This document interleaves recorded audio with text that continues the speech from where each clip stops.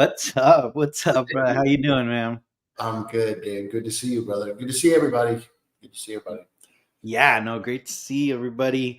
I'm excited for tonight's show. Yeah, It's the great Steve Neill. It's really, really cool. And I'd like to, before we even get started, is do a shout out to Brad Fife for putting us even. And I look forward to talking about the nostalgia and everything that he's done. And he's got a long line of history oh yeah, in no, the industry. So I can't wait to hear the stories and just all the stuff that he's worked on.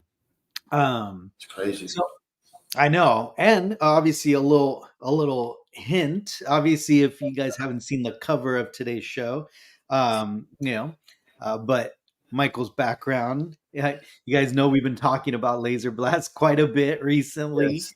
Um, Yes. this is Yeah. such a cool, kind of moment to bring it all together. Yes, and we're going to bring it back. Yeah, I went up into my theater room and Yeah, brought this down in the studio gallery because out of Star Wars, Jaws, and Goonies, and yeah. Forced In from Navarone, and Stand by Me. I've got also Laser Blast poster too.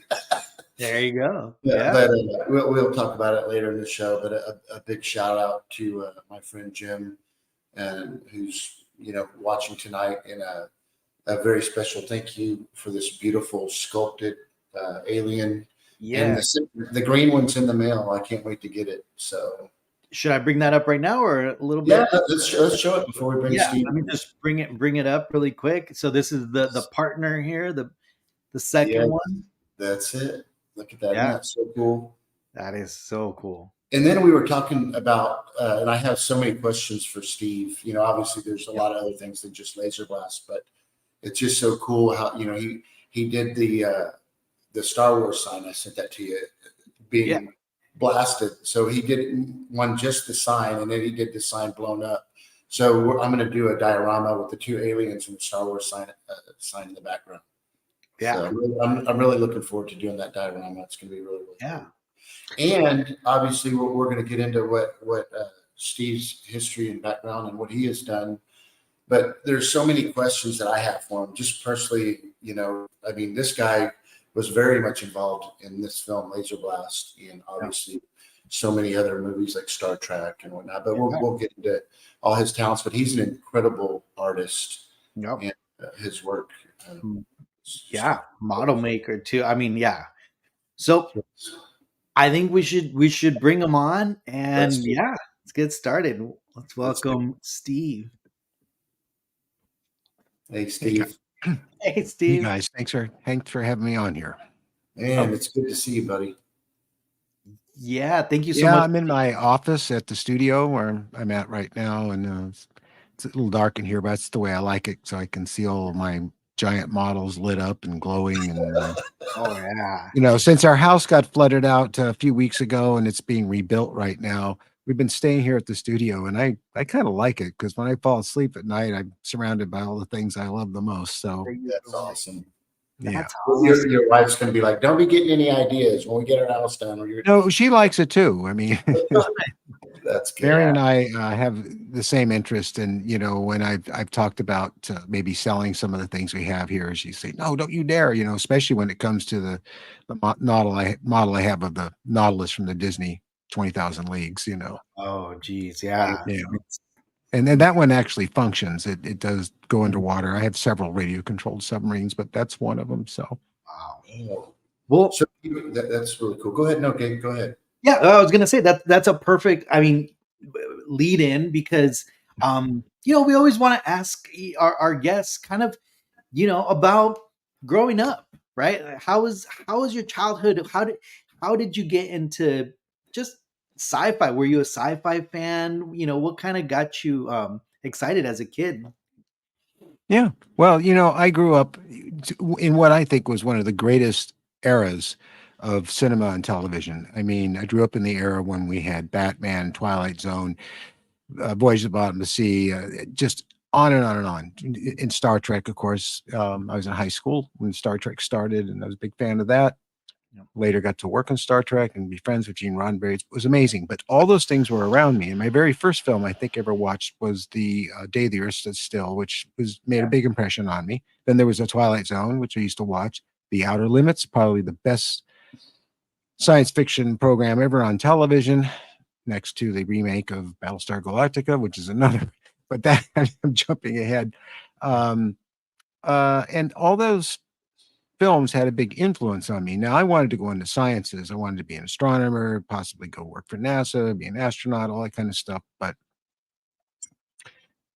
let me turn that off. There.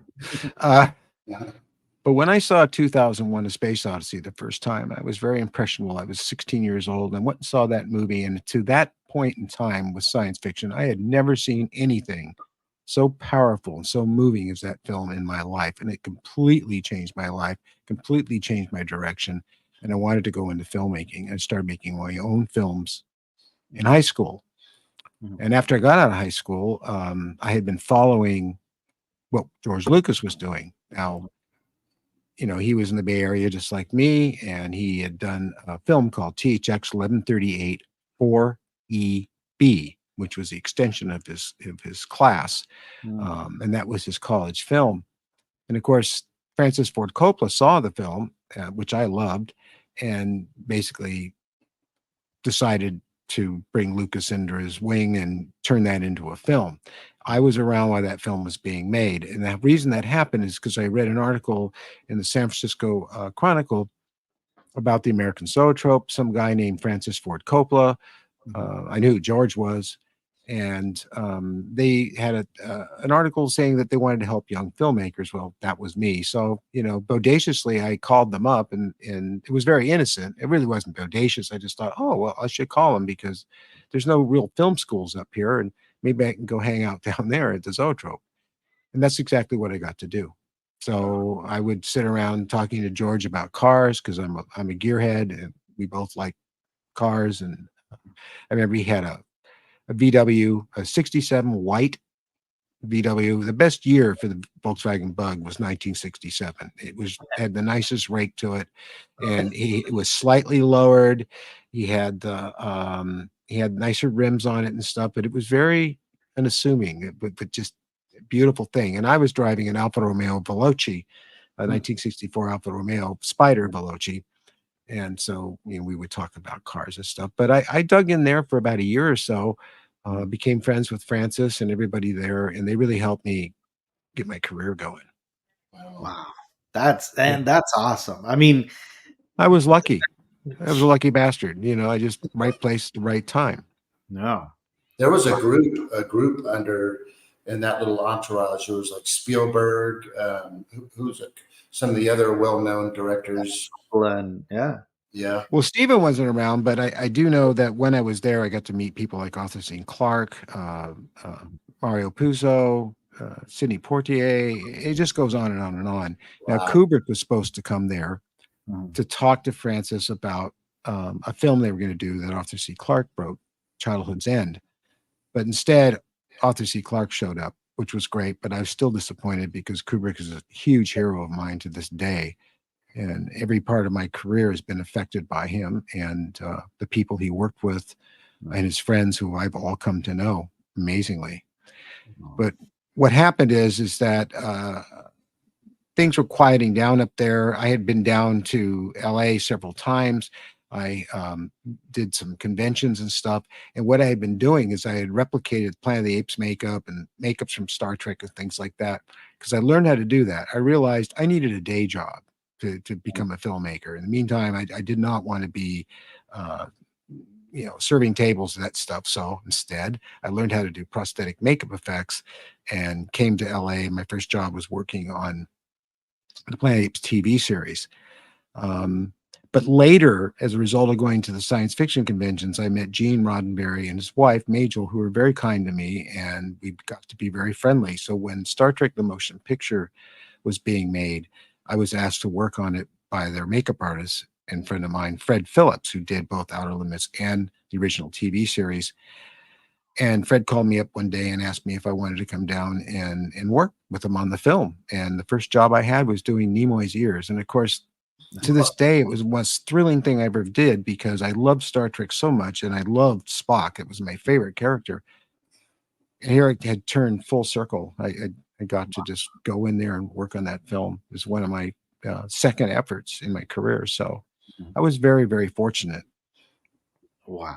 Yeah, I mean, I bet, and especially, I mean, obviously, if you're, growing up, watching the Outer Limits and Star Trek, and now being involved in that, I mean, that must have been such a, you I know, was in cloud nine, I really was.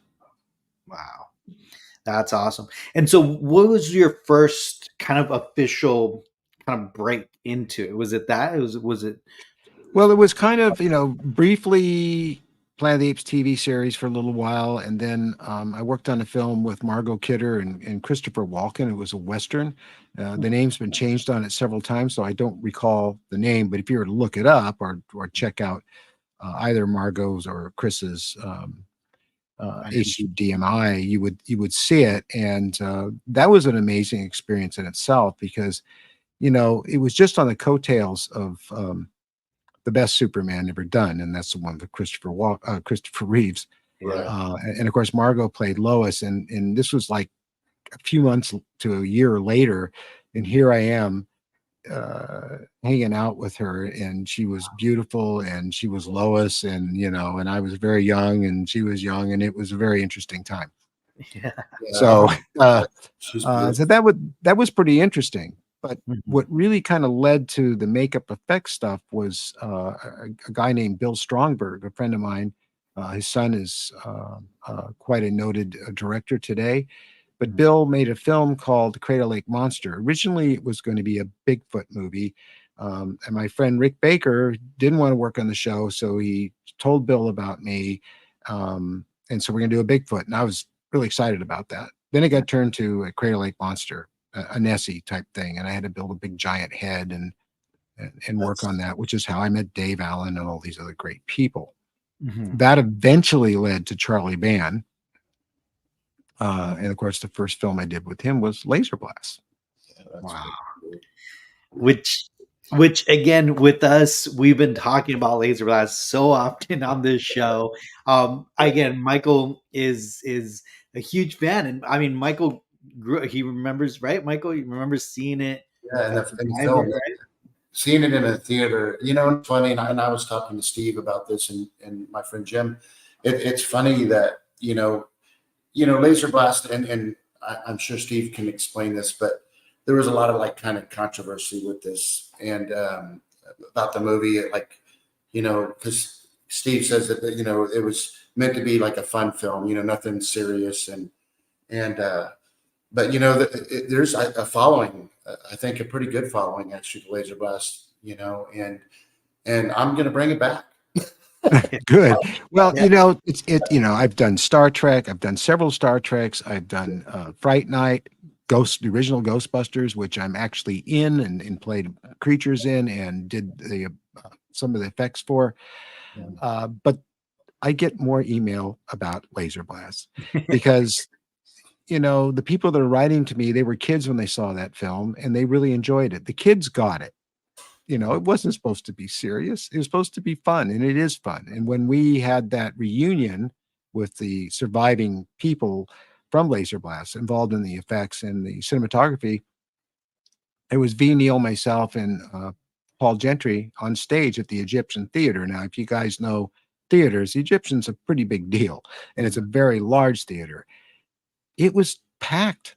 There were people there with figures of the creatures and I Blu-rays and pictures and things, and they lined up and wanted us to sign them, and we did, and it was wonderful. So many people loved that film so much, and then they found a print which had turned a little green, but it was a 35 millimeter print, and they projected it. Not Oh, very it cool. it wasn't digitally projected because it was about 3-4 years ago now, Yeah. and we all laughed and we just had the best time. It was so cool to see that film after all these years and to see it on the big screen and just, be, who's 4-time Academy Award winner now. She was Yeah. putting the film down, but I said, you shouldn't put that film down. That's part of the reason you have those Academy Awards. It launched your career and many of our careers. We should be very grateful to that film, as I am to a lot of the Roger Corman movies I did as well. So, because both Charlie Band and Roger, I'm still in touch with Charlie. I don't know what's going on with Roger, but Charlie and I talk from time to time still. And, I'm always grateful to him, despite having to chase my money down sometimes, for the opportunity, because when I talk to Charlie, he goes, we want you to do the effects, the makeup on it. And I said, well, I could probably do the gun and the other stuff too. Oh, could you? Okay, great. So he says, give me a budget for all that stuff. And I gave him one and he said, okay, go ahead, do it. No restrictions, just, do what you want. I believe there was a sketch of the gun and I just kind of did the best I could to match it because the budget was low. And so I would go to the surplus store and I'd pick out all kinds of interesting heat sinks and stuff like that and use some Star Trek props on it and basic lighting that we had back then, which mostly was all incandescent. We didn't really have many LEDs. They certainly weren't bright enough, and made the gun. Yeah. He sculpted the barrel, and I put it all together. And then Charlie was very, very happy with it. The amulet I did too. And of course, all the prosthetics. And then V helped me put them on because I couldn't make up myself. I could, but she was so good at it. I just said, here, make me up. Yeah. So what was your role? So you obviously, because it was a low independent budget film, right? So you did the makeup effects, you did some of the prop building, you were an actor, you acted in it, you get uncredited actor. You get laser blasted. Yeah, I do. And it's very interesting about a lot of people who are fans of that film don't know how that opening sequence was shot. And it was probably one of the more dramatic sequences in the film. And how that was shot is there was Dave Allen, the very talented stop motion animator and visual effects man, David Allen. There was Paul Gentry, who's a brilliant cinematographer. Now, these people are really dear friends of mine. And of course, V and I were boyfriend and girlfriend back then. And we're still very much in touch today, talk regularly. We went out to the desert in Dave's motorhome. V put on my makeup. We were out in the middle of nowhere in this desert. Dave set up a old Mitchell camera. I don't know if the viewers, your audience knows what a Mitchell camera it is, but by God, you do know how to use a search engine. So go into Google, type in a Mitchell camera.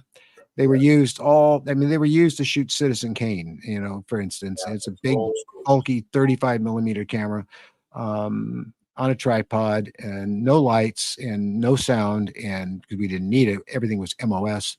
And Dave shot and Paul assisted and shot and V did the makeup and I got in front of the camera and all that stuff was shot just by us out there in the middle of nowhere.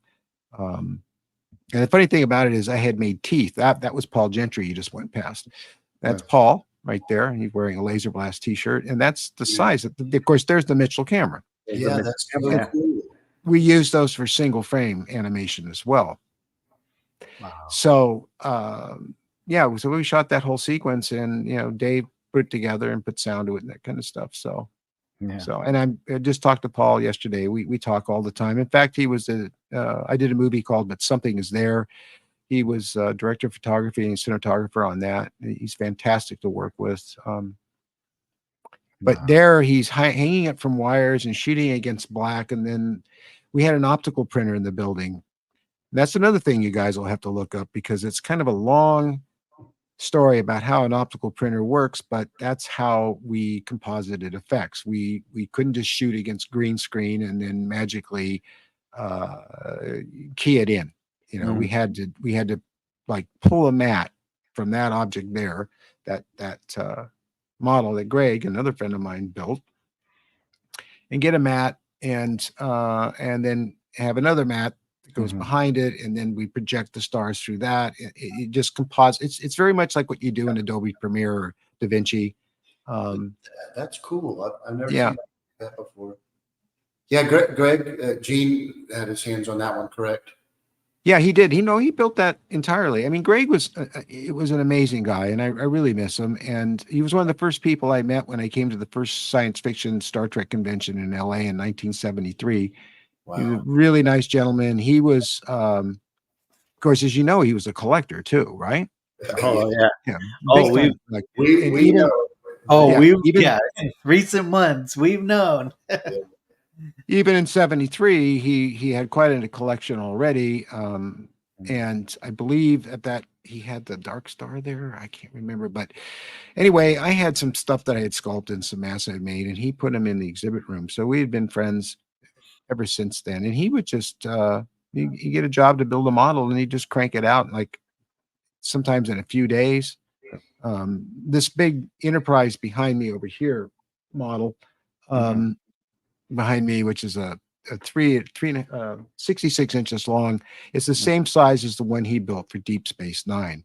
Now I Yeah, took a lot longer to build mine. I think Um, this, this Yeah, that one's thing's this, like like it's like half scale of the real one, right? yeah, it's it is. this one, right? Eh, Yeah, that's the one I did. I think there's a picture of me sitting next to it. But that's studio scale though, because Greg built one just like this for Deep Space Nine. I didn't know that at the time. Um, but it took me some time to do this because I had to um, hand make all the tooling for this. So, I mean, I made up all the different forms and then made silicone molds and some hard molds and produced all the parts out of epoxy resin and two-part casting resin. But he did basically the same thing in like 2 weeks. So, because it was basically a one-off. He was very fast, and the models were really clean looking up close and personal. So, he was Wow. amazing. Yeah, my favorite ship that he ever did was the mothership in Close Encounters. I love that thing. Yeah, that was quite an undertaking, that one, because Yeah, of all the neon tubes inside of it. yeah, Yeah. Yeah. yeah. Um. That's So crazy. here's the scene. I want to bring this up because so that's you, right? And in Correct. that scene, and then those are the two, aliens, right, Michael, that you've been Yep. Sure. hitting recently, right? Yeah, yeah. Yeah, so these were little sculpted ones, correct? That's how they were done? Yeah. Yeah. They're about 6, 7 inches tall Yeah. and made out of foam rubber. And I'm pretty sure Phil Tippett sculpted them, as I recall. Oh, Um, I didn't know and the that. way this was a plate that Dave shot that day when we were out there. And what he would do is rear project it. Mm. And then the actual puppets were in front of it, and so is the ship. And then frame by frame, he would animate the puppets and their actions, and then that would be a composite, Right. you know. And then Yeah. you send it to lab and get it back, and that's what it looks like. Yeah, that's why a lot of the Steve, we were talking briefly about it the other day when we were on the phone chatting, and like when I directed my first feature film, it was shot in 16 millimeter, and nowadays people are spoiled with technology because number one, they don't have to send off; they can see their dailies, immediately. Where we were hoping that the film didn't get exposed, or Mhm. Yeah. it's crazy the difference. But I really enjoyed. That was probably my most scariest thing was my film getting ruined after having 40 people on the set. And then, it's scary if something was to happen to the film because we had to send it to Dallas, which was, 4 hours away, and had to be mailed back. So once it got there and then they put it onto video, it was like, phew. But so I wanted to ask you something. This is one of the, I've been really curious to know. So in the film Laserblast, first off, whose idea was it to roll up on a Star Wars sign and blow it up? And was it a dig, or was it just something supposed to be funny? It I just wonder. it was just supposed to be something that was funny, and it was the director's idea, as I recall. So Yeah, Michael Ray, I believe is his name. So I'm sure and I George think Lucas. Charlie was kind of behind it too. But yeah, it wasn't a dig. It was just being silly. The whole film was just being silly, Because how long was Star Wars out? It came out like when Laser Blast was. Well, Laser Blast was 1978. Okay. wasn't it? Yeah. Yes. It was 77. It was right. It's around the same time because also in 1978 is when I went to work on Star Trek. Yeah. Mm. So that was a very busy year for my career just starting out. So That was yeah. what that was one of my favorite scenes when he's hitching a ride with that guy in the van. That guy that was driving in the van. That guy was in a million movies. I know he passed away a while back, but I forget his name. But just when he Yeah, me too. shoots that sign and then blows him out the door. Yeah, I know. I just wanted to see George Lucas's face when he saw that for the first. I wonder if Lucas ever saw the film. I'd like to think he did. But I'm sure he just had a chuckle. I mean, Oh, yeah, George is a very serious guy. He's very quiet and yeah, soft spoken, and there's a lot going on in there. You yeah. know, it was hard to. You felt like he wasn't warming up to you, but that was just him. Yeah. So because he was perfectly fine to talk to, and Yeah. yeah, Numerous artists such as you that have been on our show have said the same thing. yeah, yeah. Yeah. I mean, he wasn't mean. He wasn't Yeah. grumpy. He wasn't like Jim Cameron at all. Yeah, Oh, yeah. Jim Yeah, Cameron. Jim's really difficult to work with. But when I first started working at Roger Corman's, he was just a grunt like I was, working on miniatures and stuff with Bob and Denny Sokotek, brilliant effects people. And I mean, Jim's a fellow geek, and we sit around all day working on stuff, talking about all our favorite movies and things. And I never saw that side of him, but I guess once he got in power making films, but I've always respected him. And, as I've told people that worked on a set with him and they thought he was difficult, I'm just being kind here. They had some yeah, very mean things to say about him because he was mean to them. But when you really examine what was going down there, it's like if you're working on a set, yeah. and a major set like God, what was the film about the So underwater aliens? Abyss. The Abyss. Abyss, yes. Yeah, I was going to tell you. And that was this case that this friend of mine was working on. It was someone I worked with on Ghostbusters later on. He said he was sitting on his chair and he had nothing to do because he had done his work on the alien puppets, and he was reading Cinefantastique or Starlog or one of those. And the next thing he knew, a magazine was being ripped out of his hands, and it was Jim. And he said, I pay you a lot of money to be on this set. And even if you don't have anything to do, just make yourself look busy. Don't sit around on my set reading a damn magazine. Oh yeah, Ooh. Well, see, I never would have gotten that situation because I wouldn't have been reading a magazine, sitting in a director's chair on a set like that or yeah, any set. I always kept busy, and I always kept an eye. At least if I sat there, I kept an eye on what was going on. So when the director calls, I'm right there. No. So the best thing you can do, and this is to you young people out there listening, if you go into this business and you go to work, this is not about you. They that's gave right. you a paycheck. They ask you to make something. They expect you to operate it on the set, do as best you can, and not give them any shit. So Yeah. Steve, then you'll so get along fine with the worst of the worst. Ivan Reitman was difficult. I had no problem with him. so Steve, it's funny that we were talking about Jim because we had, as you know, George Rochelle. He lived on his premises during Avatar and stuff. But just last week, an artist, Michael, that lives in the Bay Area, we were talking, and he told me this one story and it just happened to be about Jim and the Abyss. And Michael designed the underwater suit. He built the underwater suit, and he was telling Jim that, hey, I'm going to need this time to switch. They had to go from like Harris, what's his name? Forget his name. Ed Harris, Ed Harris. not hairless, Harris. Yeah. Now that I've said that, you'll never forget his name again. That's right.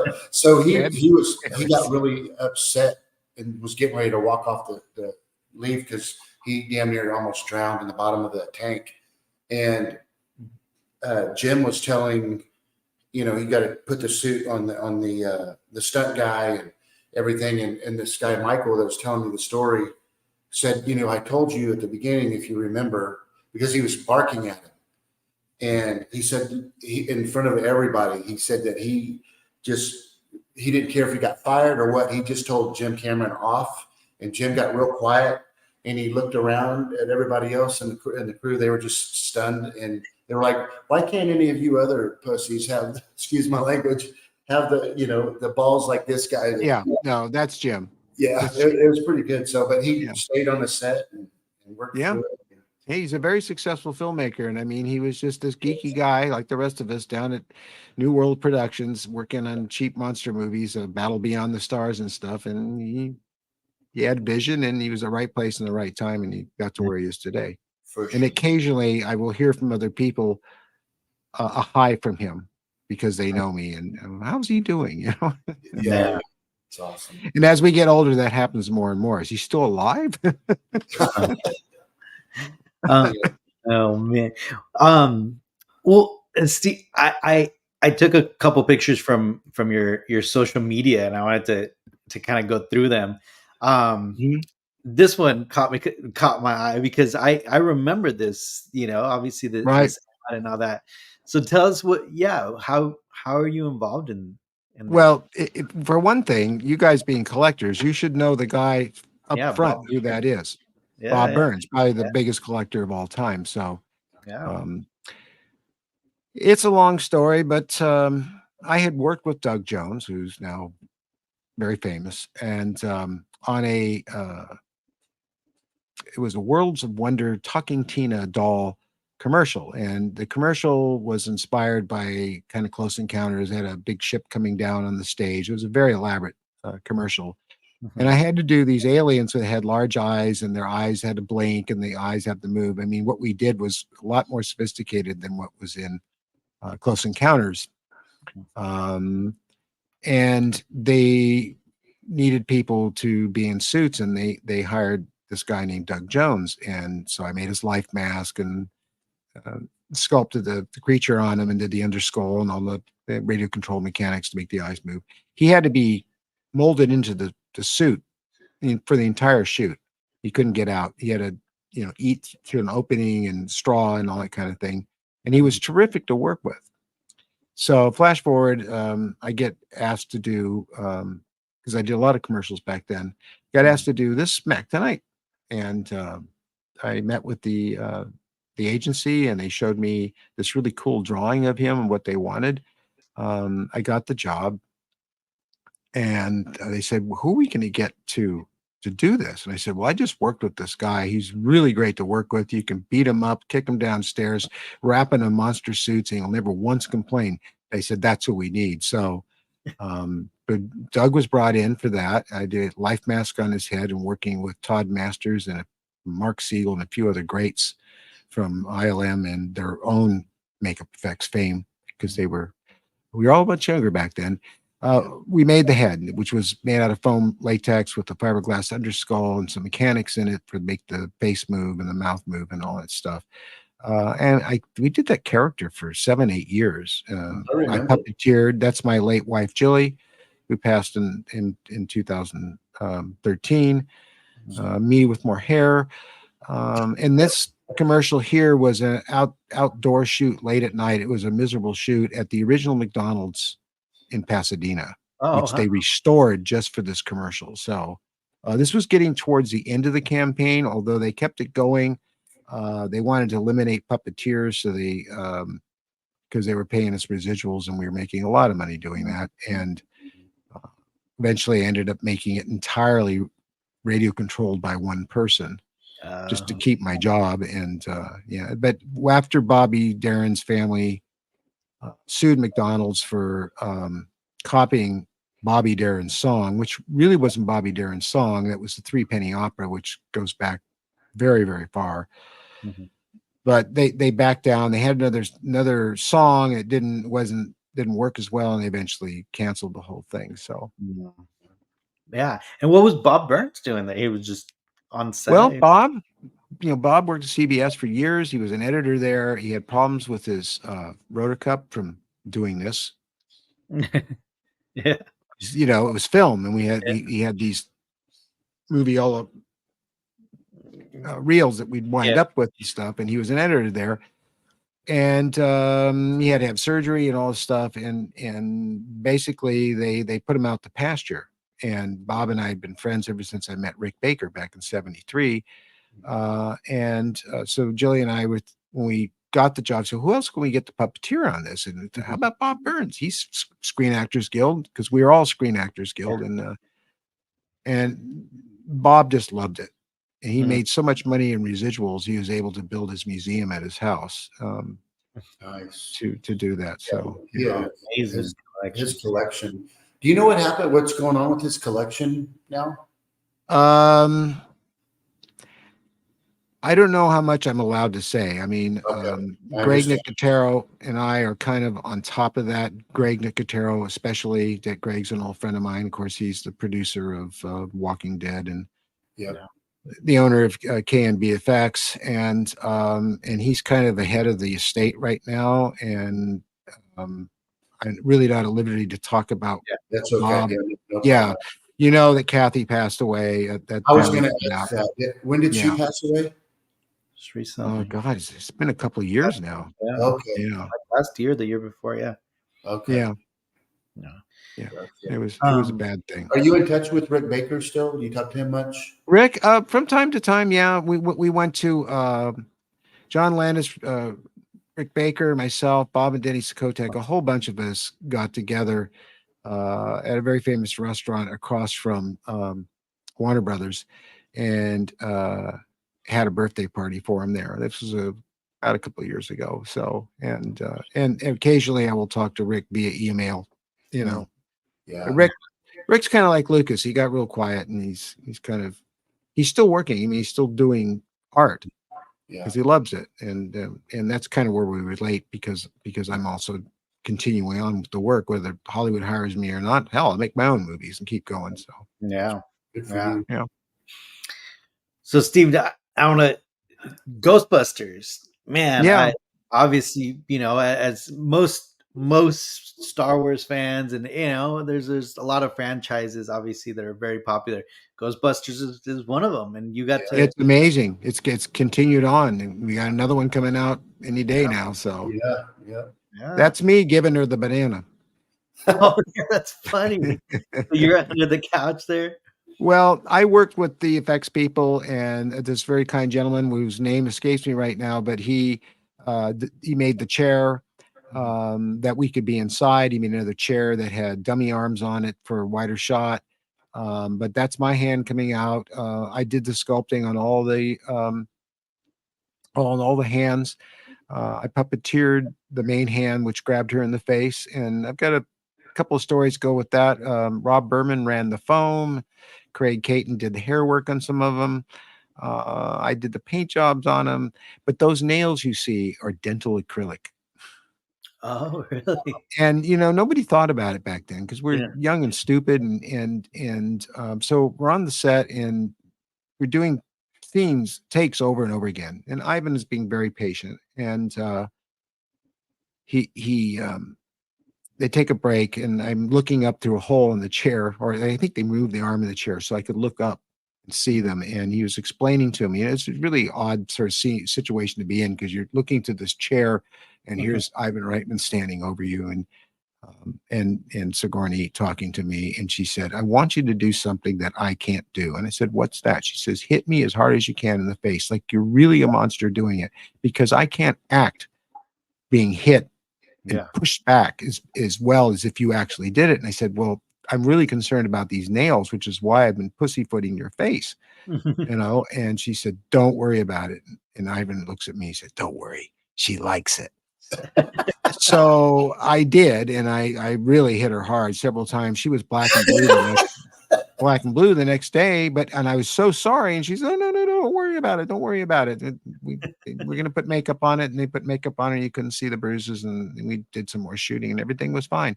So she was great to work with. So I mean, I don't know what other experience people have with her, but she was terrific. Yeah. So was Ivan. You beat up Sigourney Weaver. I sure did. Yeah. I sure She's did. so beautiful. Just an alien. Oh yeah. Just seeing Yeah. her. Yeah. Yeah. And she Now, was she was a, she was a real touchy feely hugging kind of girl. So you got lots of hugs from her and stuff. And Yeah, you just that's sit there awesome. going, "My God, I'm being hugged by Sigourney Weaver." You know, it's I didn't think I could top you know yeah. Margot Kidder, but you know, She seems like she's pretty cool, and we've heard stories yeah, about Margot Kidder before too, because Lee was a hand she was was a sweetheart. I loved her. yeah. Yeah. Yeah, No, and now after this story and knowing that every I want time to I go watch watch this. Ghostbusters, I'm like not gonna. Yeah, that we scene's spent always like gonna be we spent hit like different. 3 or 4 days shooting that whole sequence.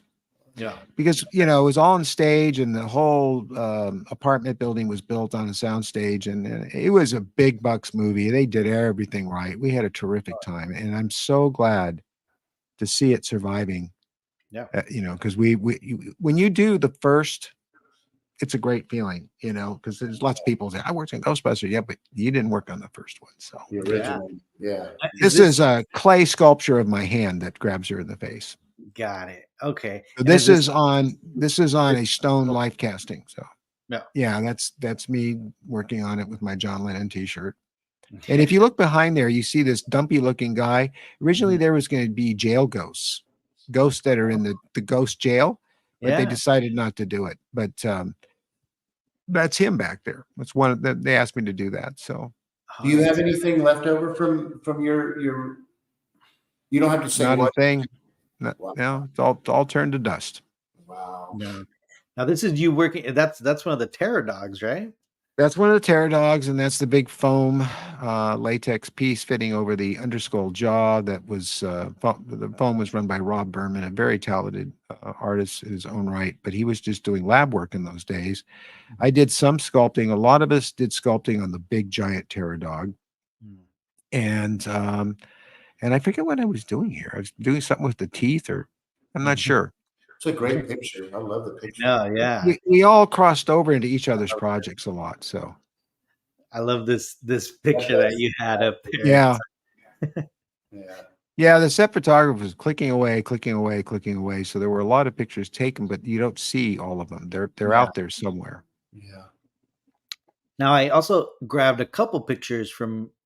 Ah, Yeah. yeah. Can you can you tell Yeah, us? well, besides Leonard Nimoy's ears that I did for that film, which is still the greatest honor I've ever had, um, I was asked to do some bridge aliens, and this was based on movie This Island Earth. The makeup I always liked the sort of dome forehead, and when I was talking to Gene about it, he says I like that too. Do something like that. So that's what we did, and of course B applied the makeup Yeah. um, on him. So Oh Billy wow. Boy, yeah, And then this is from your studio, right? yeah, it is. There's a lot more of those now, and they're on the other side of the room. That's so cool. Yeah. And That that that big TWA rocket back there, that's one of my favorites. So yeah. I I just made bought one of those. I bought that Huh? model kit. I bought a model kit of that TWA one from what's his name? The gentleman up Scott in Alexander, Captain oh Cardboard. no. That's from That one's quite large. That one's yeah. It's like a it's 2-3 feet, right? Pretty big. yeah. I actually stood at the base of that back in the late 59 or 60 in Disneyland when I was just a kid. And it Oh, had that's made where such an Scott was impression from. on me. We made one of those as a gift for Bob Burns. You can just see in that picture the engines are lit up. Yeah. That And looks there's really lighting in the cockpit because I light up everything if I can. yeah. Yeah, no, I immediately saw it, and it's still it's just a resin kit that I have, but I saw it and I was like, "Oh my god, and I'm gonna one day I I gotta love get that that." rocket. Yeah. Yeah. That's Trip cool. I to the didn't even moon. know it was from. Yeah, it's from Disneyland, yeah. Yeah. It's still there, it's just repurposed and, they No, the original was 73 feet tall. That's a smaller one, and the Oh, it's a original one, we smaller don't one. know what happened to it. Yeah. Oh, okay. Yeah. And it's not exactly the same either. Now, this is the Salt Vampire and Baylock from the original Star Trek series. And I worked very closely from pictures of Hua Chang sculpting the originals to try to get them as accurate as I could with Mhm. all the imperfections and stuff that were done in those days. Because, Yeah. television back then was 640 by 480. Mhm. And shot on 35 millimeter film, but by the time it hits the air, you couldn't see you were given like overnight to come up with something like this, make a mold on it, cast the rubber, paint it, and get it on the set the next day. Sometimes, I mean, I worked with John Chambers. He was a friend also, and he would tell me all these stories about Lost in Space and Voice Beyond the Sea, where they'd be, the night before told to do something, stay there late, make it, and get it on the set the next morning because they never knew day to day what they were going to need. So things could be a little bit crude, but that's part of the charm of them too. Yeah. No, I love that.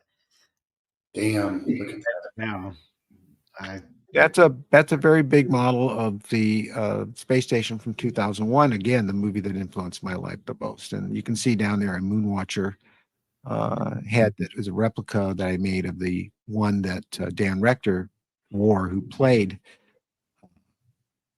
Moonwatcher. In fact, he came to my studio and actually put that on, and that was really, talk about full circle. But that model there was built in 7 weeks from nothing. Because Adam Savage got me in trouble, telling this museum in San Francisco I could do it in that time with not really, he had a lot of faith in me, and I just barely made it. And I had to go up there and hung on a ceiling for 6 months, and they sent it back to me when they were done. It was amazing because they said, well, what are we going to do with it? So I got it back, and it's right behind me. In fact, if you look behind me, I think you can see the wheels sticking out. I love it. Yeah, you can just right there. You can just there it is. Dang. All lit up. Wow. Yeah. I want that. Hey, Brad is on the show. He's asking, and the alien in the background, is it say Communion? My glasses, I can't see. Yes, I'm very close with Whitley Strieber, the author. Yeah. Nice. Wow. Very cool. And you got that's cool. That's the captain's chair. Yeah. It's I would say it's 99% accurate, maybe even go as far as say 100% accurate because of how I did it, what I worked from to do it, and some of the people that helped me. That I built the whole thing basically by hand, and just the way they did. Wow. What's really cool, when we were talking earlier about Laserblast, and you built the original gun, and you did a tutorial. And when I very first saw your video for the first time, because there's a lot of people that follow us that we've talked to that you were going to be on the show and have been like, oh, I've been following this YouTube forever, and it was Joseph's first deal in collecting. That was the first artist that he ran into. He was saying was Steve, but you did a tutorial build on a remake of the original cannon from Laserblast, and you were very blunt to say on your tutorial that the first one was stolen, and you were pretty bothered about that, I think. Yeah, and the guy who took it sent me an email and just blasted me. How dare you call me a thief? I did not steal it. Doug Murray gave it to me to restore, and I'm still going to restore it. But he never gave it back. I gave it to Doug around 1979ish, right in there. I gave it to him as a Christmas present because no one. I mean, that was just after the film, and you had stuff like that left over. What am I going to do with this? And no one knew how valuable it would become in the future. But he never did get it back. So as far as I'm concerned, that's stealing. Yeah. So what you did is you completely rebuilt the gun, and I made another one. Yeah. And because you did the first one, you had the knowledge, and you still kept the second one from what it was a great tutorial. I love it, and I'm really honored to know that that's going to be in the Haas collection. Yeah. I forget the guy who got that. He's a super duper Laserblast fan, and he paid $4,500 for that gun, and it was a lot of work. In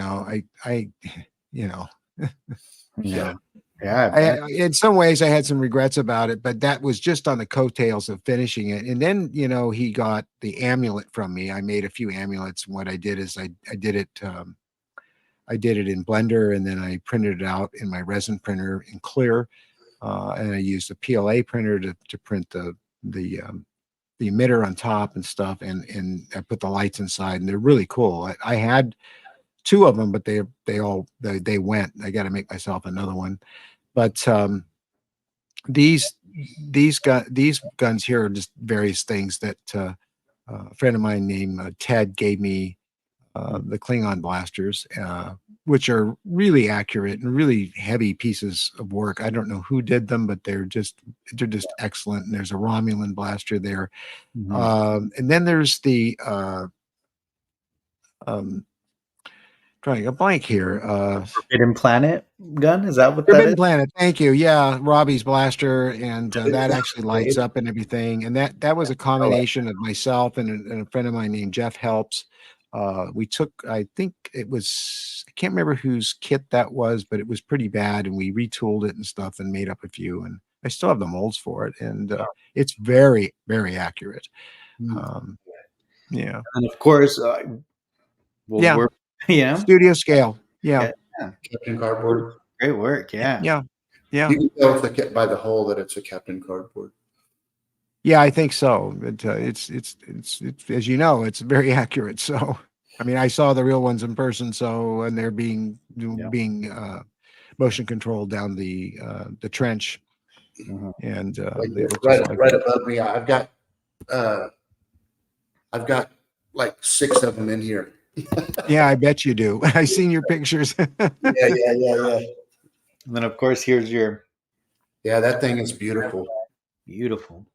Yeah, and it still survives, and not one light has gone out in it in, I don't know, 13 years. Yeah. So, And then here's the gun. Here's the yeah, well, that was the test makeup that day at my house in Toluca Lake, and you can see I'm wearing a button to "May the Force be with you," and down there, I have much clearer pictures of this. I have almost every picture that was taken from Laserblast because Paul Gentry so shot all awesome. the pictures. Yeah, Love the reference pictures. I love it. yeah, and I love that.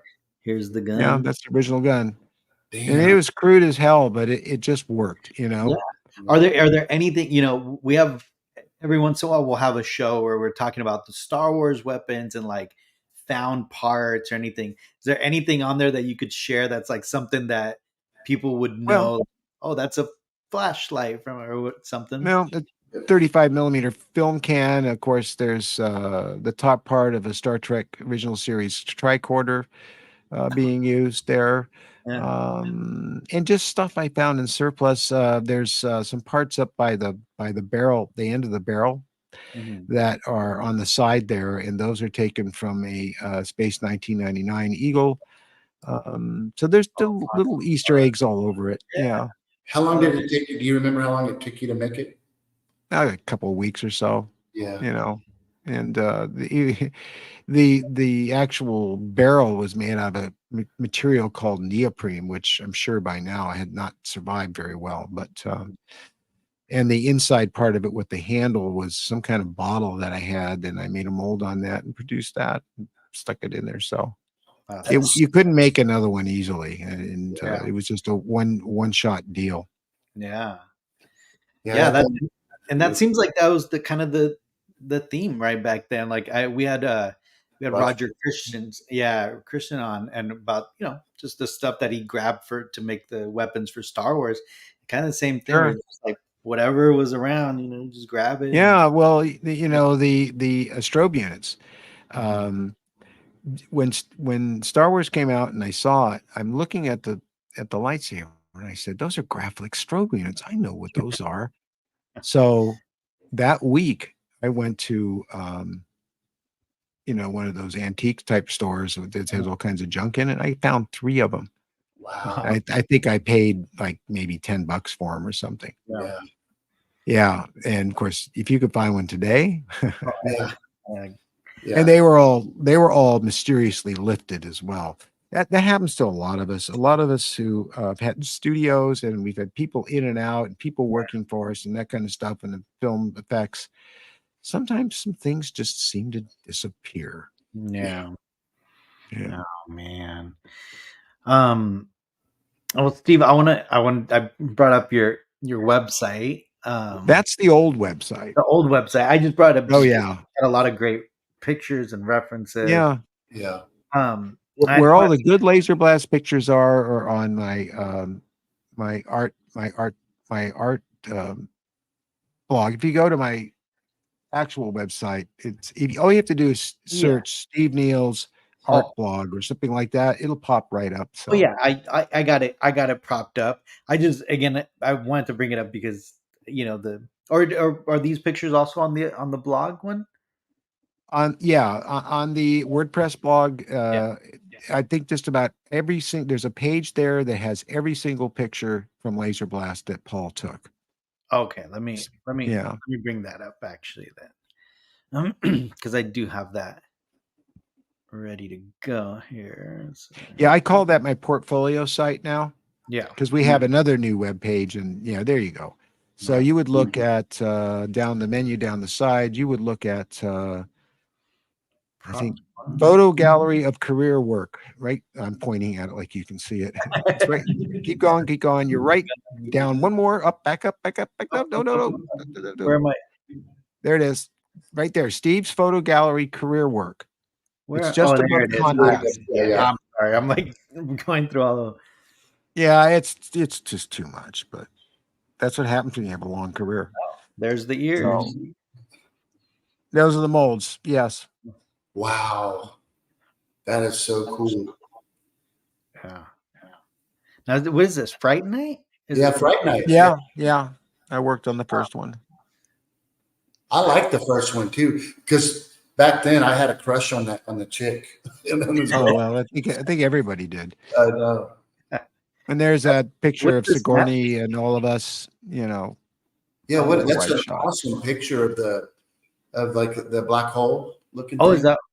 Yeah. What No, is the? that was a commission job. I do paintings for people sometimes. That looks fantastic.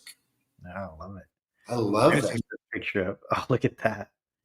Yeah, you can see me there. And, that's so that they could have that moving shot where she gets pulled, the chair gets Mhm. slides, and then we could have a nice tight close up and have the background receding behind her. Oh wow. That I bet if she could see this picture right now, she'd be like, "Oh my gosh!" The things That's one of my favorite pictures right there. You just went by. It Yeah. blended in my Let me ears. look When he that up. first appeared on the bridge, that was a great day for me. congrats, man. That's awesome. I Yeah. later got to be friends with his son and helped his son with the documentary he did for the Love of Spock. And his son gave me one of the tunics from Star Trek, which was really cool, and Oh some other wow. stuff of his dad's. So yeah, because we didn't ask for autographs or ever bother the Yeah. stars about anything like that back then. When he found out that he knew how much I loved his dad, he sent some stuff to me, which I thought was really sweet. Oh man. Did you get to meet Spock? Did you, Mr. Nimoy? Leonard, oh yeah, Yeah, sure. yeah. I mean, I was sculpting. I stayed late and was sculpting his ears, and I met him because his shadow blocked out my light. And I heard this voice say, "Are those my ears?" And I looked up, and there he was standing over me. I said, "Yes, Mr. Nimoy, those are your ears. I'm Wow, sculpting them now." that's so He cool. told me they're very nice, and then he asked, "Where was Fred?" Fred Phillips. So that's how I first That's met him. crazy. That's funny. Let's see what Somewhere I. in there are the laser blast pictures. Those are sculptures from Fright Night for Chris's hand when he gets the pencil in it. And that's me. I played in a Miller Lite commercial as this character called Blorg. Yeah. Somewhere in there is Laser Blast. Yeah, the Fangoria. That's pretty cool. I like that little alien. That's me with Adam Nimoy, his son. Okay. Oh, right here. Yeah. Yeah, but where are the laser? Maybe there's a separate page for the Laser Blast. Looks I like don't know. it. Look at it. I could definitely see the resemblance. Oh yeah, sure. That's awesome. Wow. I see a laser blast little Well, magazine. there's that. Yeah, that I like was the That's Starlog so article. cool. Yeah, Yeah. that's. I'm gonna try to find that one. But What there's a article? page that's got every single Laser Blast picture on it, and maybe Yeah. down further Oh, I'm or sure. something. What It's were there those? somewhere. What were those? Go back up a little bit, Gabe. What were those like gremlin? Oh, that was from the A Team, and that was George Papard inside the suit that Rick Stratton and I made for the A Team. It was done. We did it in a week. I remember that. I do remember. It's actually like on the intro, the opening of 18. I think. Yeah, Yeah, and that little hatch there it would open up, and then you'd see George in there. And you'd always have a cigar or something. Yeah. That's awesome. He seemed like a cool dude too. We made that in a week. That was one of those deals. But where's the laser? It must. I know it's on here, but Yeah, it's not here. So it must be in the menu. I'll find it right now. You know, I love the story that while he's looking that up, I love the story you told me um, about being in the trailer when Mark Hamill walked in. You were putting makeup on. What was his name? I'm sorry. He was in Corvette Summer. What was his Oh, name? Kim Milford. Yes. And you don't have to say what was going on, but basically you were putting on his makeup right. And then Mark Hamill walked in. Yeah. Oh, yeah. Well, I was working on Kim, and Mark came in with his girlfriend, and we spent the day together. And he was terrific. You know, he was very, very animated. He was very full of life. I remember looking at his face and seeing something's different about it. And I could see little scars. They were very subtle, but then I found out he had been in that terrible accident and he was lucky to be alive. So, Yeah. but he was a terrific guy. He was just so nice. So that was a big thrill, you know. Yeah. My life has been that way. I mean, the people I've met and got to know and worked with, I never could have guessed that would have happened. It just, I'm very grateful. What I did find, although I'm kind of searching around, but here's a Oh, yeah. little Yeah, there's Yeah. that, and that was given to me by Gary Hughes, and that is a very, very accurate model of that character in resin. And Yeah. one of me was something I was working on. I was making up a figure of me. I was never really happy with it, but one guy was, and he's that same guy who collects everything, and he wouldn't hear of it. I'm even standing on a film cam, which is what was used on the gun. Oh, That is so cool. And very that little gun, That's that little awesome. gun. Yeah, and I have the molds for that little gun and everything. The gun was 3D printed, so yeah, man, that's great. I'm gonna keep searching your website. We actually have another guest. You might know him here. You want to jump on and say hi, and okay. that's Brad. Hey, There, Hi, Steve. Brad. Hey. Nice Yeah. to see you. Yeah. Actually, it's funny. Steve and I have never met in person, but Nope. we've always I've known Steve through the RPF for probably I don't know 15 years or so. But I was very happy to connect Michael and Steve Yeah, together. thank you. Yeah, Yes. my pleasure. My pleasure. Because I mean, you're a living legend. You really are. Yes, And, you are. Living is the key word. yeah. Yeah, But I honestly, know. So yeah. many of them are not here anymore. Yeah. Well, and it's like this is why I love that you're now captured on Collection Wars because your documentation of your history in film it needs to be expressed. It needs to be captured. And I'm Oh, thank you. so happy that it is now. Thank you for saying that, Brad. And that's the greatest thing about our show, right? yeah. Thank Yeah. you. Yeah. So much. Yeah, I'm just I'm so dumbfounded by your experience because I know Steve Johnson, and I know I had no idea. Well, actually, I remember I think you posted on the RPF years ago that you were the hand that grabbed Sigourney Weaver's face, Right. and so it's in the back of my head. So all these things that you're saying. Slowly, it's coming out in the back of my head. Like, oh my God, yeah, I remember seeing that. And I just remember a lot of people are kind of passing it by, but now it's kind of we're in this age where people are really looking back at those times and who were those people that did these things? Who were these artists that created these things? And it's really coming into a space of its own, as Michael and Gabe, know, they interview a lot of people and you've been in the industry for so many years and have so many stories that Don't rub it in too much. No, I mean, no, but honestly, like it really is. It Like, just seems like yesterday I met Gene Roddenberry. You know, it's terrible time. It really is. well, and that's the thing is like you did, but we never will. So you have these stories that we will never be able to tell, and it's just fantastic to have you, say these things. So Yeah. Thank you very much, Brad. Nothing's cooler than the stories behind the stories, So. Yeah. agreed. Yeah. Yeah. Well, I mean, I was told plenty of them myself when I was a young lad in my 20s by John Chambers and Gene Roddenberry and Robert Wise and amazing people that shared their stories of Hollywood, especially Fred Phillips. I mean, the makeup artist for the original Star Trek series and The Outer Limits, and just the things he knew about from the early days of Hollywood in the 20s and 30s, where the stories he told us were amazing, just Yeah. amazing. Well, I think it's really cool because if you weren't a part of the history, which you are, if I just looked at your collection as just a collector, like I mean, you'd be one of us, or you are one of us. Like, Well, no, I am. Yeah, absolutely. I'm a fellow geek. I love this stuff. That's why I got into the business. Yeah, and that's amazing. I saw 2001: A Space Odyssey. I said, I want to do that. That's cool. Yeah. I want to direct films. I want to do sci-fi films. I want to do great sci-fi films. And of course, all I got to do was the daytime ended, and a couple other films, and it just was so hard to get noticed. You really had to be lucky or in the right place at the right time. But now, because of technology, I can do whatever damn film I want to do. So, And Steve, I was going to ask you because I mean, again, as I'm scrolling through your website and all that, your passion for airplane models as well, and getting those.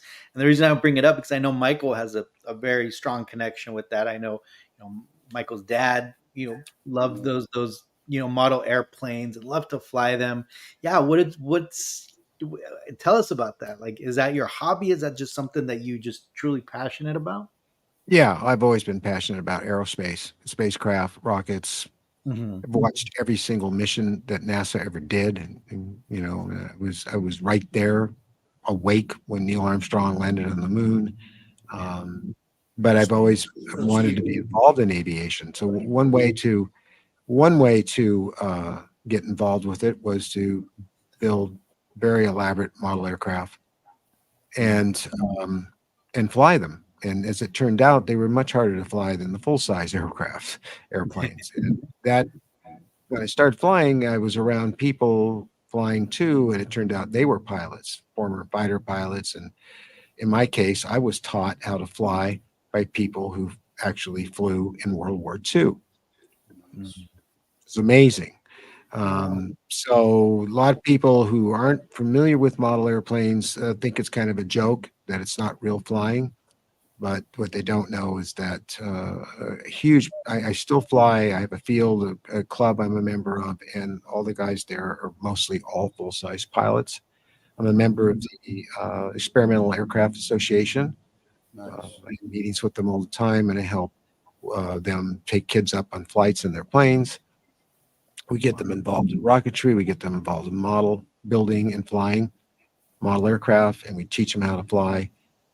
And so it's always been a real passion of mine. So, and I'm always building a new plane. I have too many at this point, so at some point I have to get rid of some to justify building more. But a lot of it, I love the making process. I love making something that I know will be difficult to fly and then being successful at getting it to work. So, Yeah. and I had the pleasure too, just by chance, because that's been my life, to walk through a parking lot at a convention, and there was a convention for Edwards Air Force Base going on, and I crossed by Chuck Yeager. Now I never bother stars. I never say, "Hey, you're Brad Pitt." Well, I'm your biggest fan. I never did that stuff. But when I saw Chuck Yeager go by me, I stopped him and I said, "General Yeager, sir." And he said, "Who'd you say, son? Who are you looking for?" I had to play dumb. Make a long story short, it's getting close to my bedtime. He said, "Oh, you got me." And for the next 2 hours, we leaned against this car and we talked about airplanes, just like two geeky guys. But it was Chuck Yeager. Yeah.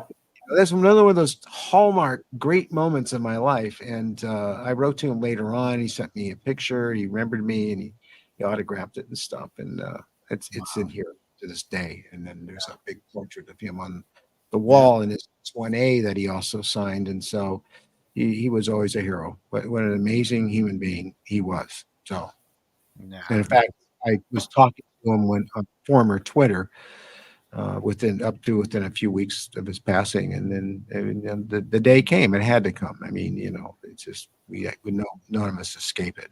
But man, that guy should have been dead 10 times over. He beat the odds every time. So well, it's funny that you say that, Steve, because I worked as a waiter in West LA for years, and would have celebrities come and go, and never was I would wait on John Voight every other day, pretty much. But Buzz Aldrin came in. Oh yeah. And honestly, like, I was so starstruck that I got to wait. I don't blame you. Yeah, I mean, there are stars and there are stars. There are people that went to the stars. Yeah, exactly. These guys are definite heroes. So I get it. Really are. Yeah. So I get that. Yeah. Yeah. Yep. No, absolutely. And I love it. I love that, out of I'm sure out of all the amazing treasures that you have there in your studio, I'm assuming that's probably kind of your most, prized piece in there, right? Because the sentimental value too, right? I'm assuming. I have several models of the X1, the famous X1, the one that actually flies, radio controlled. Another one that's a big model. Yeah, and I'll probably build another one. Did you work on the right stuff at all? No, I didn't. No, I'd like to have, but no, I didn't. Yeah. Yeah. Well, yeah, no, and again, I think that's what we're trying to do in Collection Wars. I know, Michael, and I know. Thank you, Brad, for saying that. Is we love having guests on that kind of you are a piece of our childhoods, right? A piece of our, like, we grew up and you molded, you sculpted things that affected us as kids, and even now as adults. I mean, look at Michael right now, like even to this day, right? Like, I think it's wonderful. Don't look at Michael. Just like let's look past Michael and see his collection. Yeah, my name is on that poster right there. Yeah, and it was very rare. It's very rare that you ever get, as a makeup effects artist, you get your name on a poster. And and also Charlie, gave me single card credit in the beginning of the film too, which is amazing. So, and it's really nice. So, and again, I think we want to thank you, obviously, Collection Wars, us, for taking the time and coming on and telling us these awesome stories, and honestly, for us, kind of bringing it full circle, because we've been talking about Laserblast, like I said, so often, and it's just such an honor and such an awesome moment to have you on and give us some insight on the movie. And again, I know obviously now becoming friends, and it's such a great connection. So thank you. Yeah, it's fantastic. It started with I was the guy in the beginning of that movie. I got to play the alien first, and that was a lot of fun. I enjoyed doing that, which led to an acting career of my own, doing creatures and movies and commercials for years. And I'm reaping the benefits from it still in my pension and Screen Actors Guild. What I want to say is, like, it's amazing, like, how even though, like, I've known Steve, but it's always for years. Well, it's just creating the friendships that you may not be connected with all the time. But then when Michael, like, talked about Laserblast like a week ago, I was like, wait, I know someone who, and like, I remember, like, your post years ago on the RPF of you in the makeup, and I was like, and the laser gun, I was like, wait, I know somebody, and it's like, even though you and I have never really connected, and I was like, I need to put you in touch with Michael. And I'm glad you did. That was really nice. I would say that, it's like, it's always like, not, you don't have to know, like the Spielbergs, and I'd rather not know the Spielbergs. I'd rather know the Steve Neills. Because you guys are really the movie magic people. That's right. 100%. Well, even Steven appreciates us, so Absolutely. I agree. Yeah, I mean, he's a geek too. I mean, it's Yeah. it's just we're a type. We all come from the same mold. We love this stuff, and it's a wonderful thing, I think. Yeah. And again, thank you again for taking the time. Sure, you're so welcome. I obviously we want to be respectful of your time. I know it's getting late. Michael, you have any final thoughts? Well, first, I'd like to say thank you to Brad. Brad, thank you for putting us together. And Steve, now we're friends, in the community, and it's just a huge honor for me personally, and a shout out to our friend Jim, who kind of got this thing kicked off by sculpting this awesome piece. All right. Hey, Jim, good job. Yes, very much so.